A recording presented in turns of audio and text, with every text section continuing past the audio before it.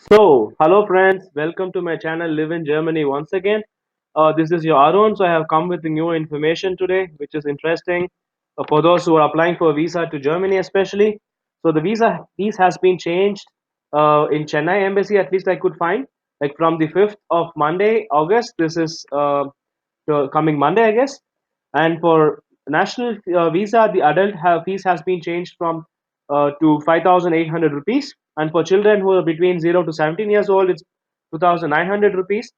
And in Schengen visa, if anybody is applying, please have a look. So it is for adult 4,700, and for children who are between 0 to 6 year old, it's free, and the above ones are 2,700 rupees.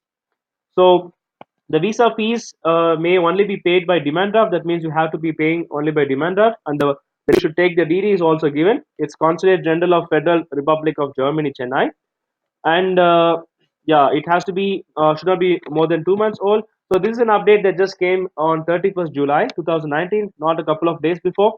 So for those who are going next week, or anybody you know or family, please do share this with them. And thanks for watching the video. I'll come with update if any other embassy has changed new rules regarding the visa fee. And yeah, have a nice weekend. Bye bye.